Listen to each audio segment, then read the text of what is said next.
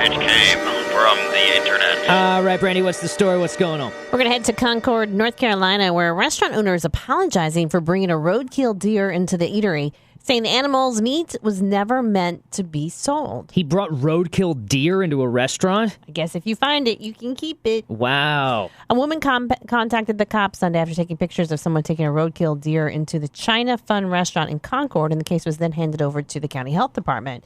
Health department investigators arrived to find the deer being butchered.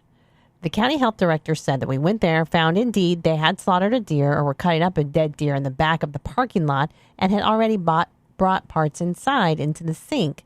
He says the most important part of the story is how good the Concord Police Department was with the situation. They called us immediately, which is good because it could have been worse. The owner of the restaurant said he was the one in the photos taken by the witness. He said he brought the carcass to the restaurant because he had never eaten deer and wanted to try it.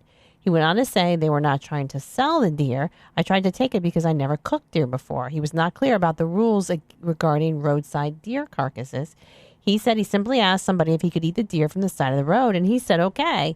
But maybe it's not okay, though, to bring it to the restaurant. That's my mistake. So wait, this guy found the deer? Like, it sounds like he didn't hit the deer and bring it in, because I would think that his first course of action would then be making sure his car was fixed. So he found a deer on the side of the road that had been there for God knows how long. Correct. Probably had bugs and flies all up on it, some kind of organic decay going on. And he thought to himself, oh, it looks delicious.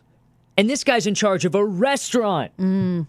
That's almost worse. It's great when your explanation for a bad thing is worse than the actual thing you're doing. Like, all right, you're chopping up a deer and you're trying to eat some deer.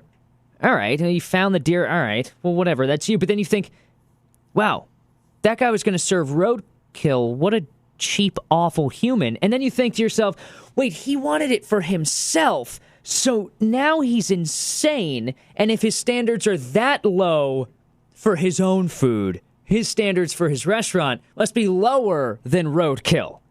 I bet that guy's statement was like, I want to assure you and show everyone that I have high standards for the cuisine in my restaurant. Some of the best chefs in the world work for me. Come down and enjoy a meal. Tonight's special, raccoon and a delightful pigeon sauce.